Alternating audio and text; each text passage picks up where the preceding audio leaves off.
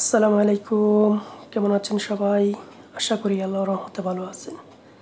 দেশ ও প্রবাস থেকে যারা ভিডিওটি দেখছেন তাদের সকলকে স্বাগত। প্রিয় দর্শক, আজকে আমাদের পুরো আয়োজনে থাকছে হযরত শাহজালাল আন্তর্জাতিক বিমানবন্দরে প্রবাসী লাউঞ্জ সম্পর্কে। আশা করি পুরো আয়োজনে আমাদের পাশেই থাকবেন। প্রবাসীরা শুধু রেমিটেন্স পাঠান না, তারা এই দেশের অর্থনৈতিক অন্যতম চালিকা শক্তি। তাদের পরিশ্রম আর আত্মত্যাগের বিনিময়ে দাঁড়িয়ে আছে বাংলাদেশের উন্নয়নের ভিত্তি। কিন্তু দীর্ঘদিন ধরে একটি অভিযোগ ছিল, প্রবাসীরা বিমানবন্দরে নেমে বিশ্রামের জন্য ভালো জায়গা খুঁজে পান না। অনেকেই দেশের দূর দূরান্ত থেকে আসেন, আবার অনেকে আসেন প্রিয়জনকে নিয়ে যেতে। দীর্ঘ অপেক্ষা সময়টুকু কোথায় কাটবে সেই সুযোগ ছিল না এখানে। বর্তমানে অন্তর্বর্তী সরকার প্রধানের বিশেষ উদ্যোগে সমস্যা সমাধানে এগিয়ে এসেছে কর্তৃপক্ষ। প্রবাসীদের সম্মান জানাতে ঢাকার হযরত শাহজালাল আন্তর্জাতিক বিমানবন্দরে চালু করা হয়েছে একটি বিশেষ প্রবাসী লাউঞ্জ। অনেকেই জানে না বিশেষ এই প্রবাসী লাউঞ্জ সম্পর্কে। প্রিয় দর্শক, আমাদের আজকের আয়োজন সেই বিশেষ লাউঞ্জ সম্পর্কে।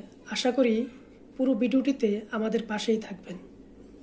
আর আমার চ্যানেলটি এখনও যারা সাবস্ক্রাইব করেননি, আমার চ্যানেলটি এখনই সাবস্ক্রাইব করে দিবেন আর পাশে থাকা বেল আইকনটি বাজিয়ে দিবেন।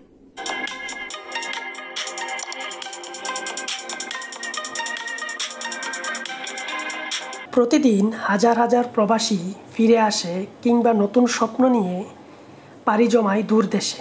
কিন্তু এই ফিরে আসার পথ কিংবা যাবার অভিজ্ঞতা অনেকটাই অস্বস্তিকর। হযরত শাহজালাল আন্তর্জাতিক বিমানবন্দরে প্রবাসীদের সেই পুরনো অভিজ্ঞতা এসেছে বড় পরিবর্তন।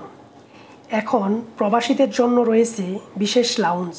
এই লাউঞ্জের সুবিধাগুলির মধ্যে রয়েছে বসার জায়গা, টয়লেট, অজুখানা, নামাজের জন্য আলাদা জায়গা, ফ্রি ওয়াইফাই, মায়েদের জন্য বেস্ট ফিটিং জোন, স্বল্প মূল্যে খাবার, ইমিগ্রেশন প্রক্রিয়া শেষ না হবার আগ পর্যন্ত আরামদায়ক পরিবেশ।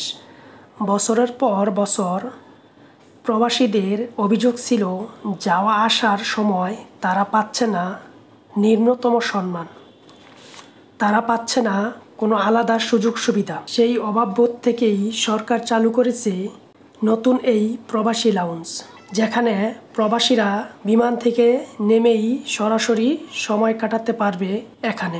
সরকারের এসব উদ্যোগে খুবই খুশি এসব মানুষ। দেশের উন্নয়নের পিছনে প্রবাসীদের অবদান অসম্পূর্ণ। তারা দেশের বাহির থেকে ভালোবাসার টানে ফিরে আসে নিজের মাটিতে।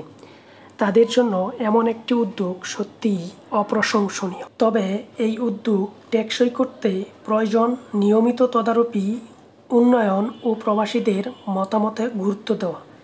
এই উদ্যোগের সঙ্গে যদি স্বচ্ছতা, যত্ন, আন্তরিকতা যোগ করা হয়, তবে আমাদের বিমানবন্দর সত্যিই পরিবেশ বান্ধব হয়ে উঠবে।